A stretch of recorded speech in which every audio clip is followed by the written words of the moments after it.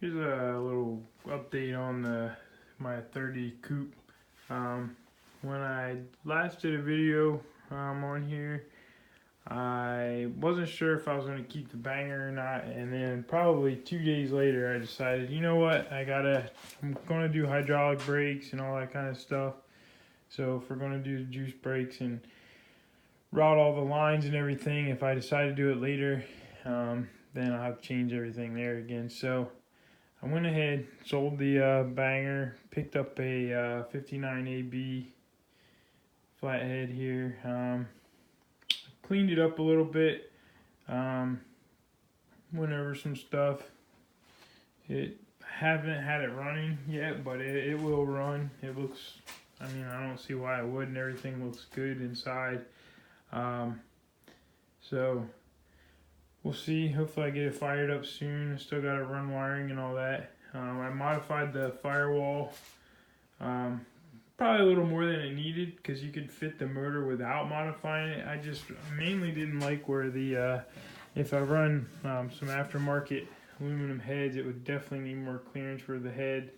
And if you ever want to pull the head off in the car, then you wouldn't be able to. So I just did that. It's just a clean and simple way. I just made a little pan and welded in there. And then I also, since I changed my steering box out, I got an F100 steering box. I didn't need the little U cut out in there. So I kind of just filled that stuff in the way it should be, or would have been maybe if it was originally that steering box. So I shortened up a F100 steering box. I also, where it was originally 4 or 5 inches more forward, I moved it back because it gave it the angle that I like for the steering wheel. So now I got to make a longer drag link, which I have. I'm going to make out of another Model A tie rod, so it has the early looking hardware. Split the wishbones, pretty basic stuff for the most part. I shortened the steering column about 5 inches also because the steering wheel would have been way up high. But pretty much trying to keep everything as simple as possible. These are $99 headers, stainless steel headers from eBay, and they fit great. They have a little bit more clearance. I might dimple them a little by the steering box because they're about a 1/4 inch clearance or so. There's clearance, but I don't know. We'll see. I'd rather would have had a little more space, but it is what it is. I modified that pitman arm there. Had to put some kinks in it. It looks a little weird now. It's not bolted all the way on, so it's just kind of barely hanging there. But also, I flipped my. These actually need to be replaced. They're pretty worn out. But I basically twisted them around and flipped them to where everything clears. So basically, now with the this is a original 4-inch dropped beam, dropped and stretched from joesspeedshop.com in Oklahoma. Guys on the H.A.M.B and stuff have put a always give the guy a good word. So got that. I think it was like $250 to get it, get the axle, from him and shipped to my door. I think he only charged me like $250, $260 or something like that. So can't beat it. Still got to do some shocks, stuff like that. But yeah, like I said, I got the steering arms flipped around. Just basically twisted it so that the ball is on the bottom instead of the top. It drops everything down and clears everything. And then when you put the Flathead, the V8 in anyway, I had to trim the cross member a little. A lot of guys will cut that completely out. I just trimmed whatever I needed to do, and also put some pockets in here for the radiator. You can kind of see where the mounts are going to go. The radiator is a little on the tall side, and I am planning on running a hood. Not sure about running the sides, or at least not always.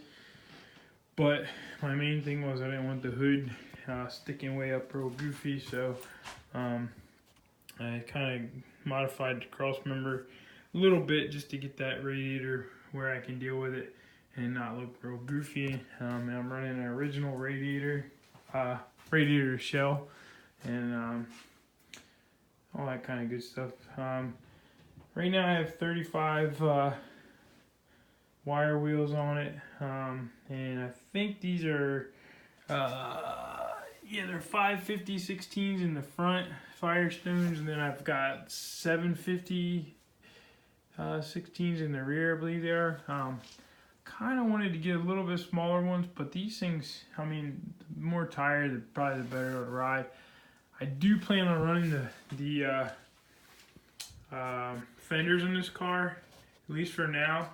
I've been kind of fighting the urge to chop it a little, but I really like this car.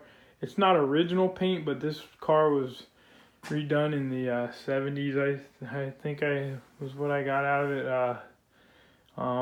It's got old lacquer paint on it that is all crazed out and cracked up. It's pretty bad on the doors where it's actually almost damn near wanting to just fall off. So I don't know how long I'm going to be able to deal with it, but I was just goofing around the night and I hit it with a buffer, and it's pretty awesome. That's what I like about old lacquer, is how it shines, but you can see the crazed paint, how cracked up it is. I kind of dig the look of it, but like I said, one day I could see maybe stripping the car down and painting it. I have replaced the wheel wells, and then I've also didn't put much time into making them look right. Just wanted to sort of blend in with paint. Replaced the wheel wells. This rear piece here was wood, so I remade that. And I also tried to faux in the paint job on that to blend in. Some of that looks like rust, and it's not really rust. It's just brown primer and some other brown paint underneath. And you know, that I made the bottom corner here. You know, you can buy these, but I made a little piece. So trying to do things with what I can, with what tools I have at home, and you know, trying to keep it simple. Now you can kind of see where I replaced the wheel well, so I had to clean up the inside a little bit, but I did this wheel well as well. Other than that, the car is very, very solid. It's hard to see it in the light here, but wheel wells are replaced. Everything else is completely untouched and solid. It's never been rusty in this car. I have a F1 cross member that I modified a little bit. I had to basically add a little bit of meat to it to give it so the pedals can come up a little bit and be in the right spot. And I had to tweak the pedals a little bit,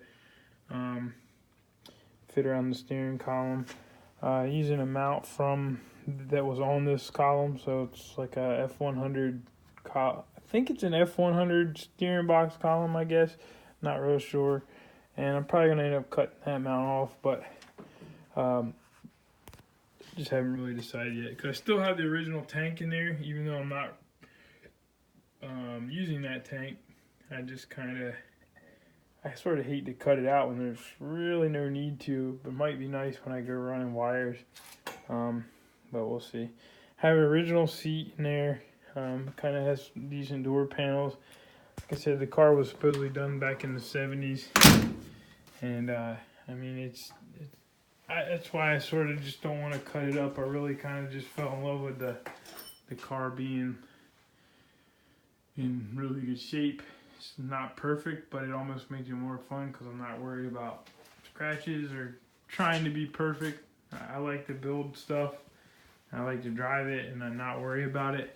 I've tried to do cars before where they look awesome, but it's, you know, it's hard to do in a little garage. I have a little tiny one-car garage, and I barely have enough room to work in here, and it gets to be quite a mess when you get in this bunch of little stuff. But anyway, all my brake lines are run, and like I said, I'm going to maybe start getting my fenders cleaned up. I have all the fenders and running boards, and I'm thinking about just running them.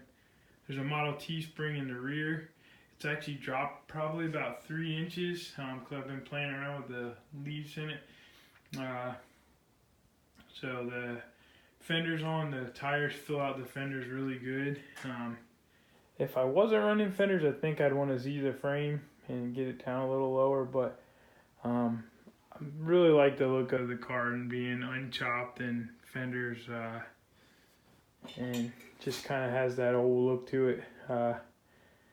And I'm sure like some of the chrome and stuff on the windshield was replaced at some point. It can't be original, but this was all painted over when I got it, and it's a little bit of rust at the bottom corner on the other side, but it's amazing how good it polished up. I don't know why anybody really ever painted over it. So it is what it is. But yeah, I redid that top, and I did that when I first got the car really quick. It had plywood in there. But I didn't do a real good job. They need some metal work in here, and to be honest with you, I just wanted to get the top sealed up, and I'm not sure what I plan on doing, but I'm gonna fix this. Just haven't got around to it, and it hasn't bothered me enough. My main thing is just get it sealed up and get it solid, and I sort of blended some paint in there, but just trying to get the whole thing going and be able to drive it, and then maybe next winter I'll change up some stuff. But for now, I have a 39 transmission and a V8 in there, and we'll see how it goes. I can see in the future, even though I'm doing this all early stuff, I can see in the future maybe wanting to change to like a T5 transmission, because I'll probably think it's way too slow on the highway, but we'll see. But that's that, and then hopefully I'll get some more updates soon and have it looking more like closer to a driver anyway, but we'll see.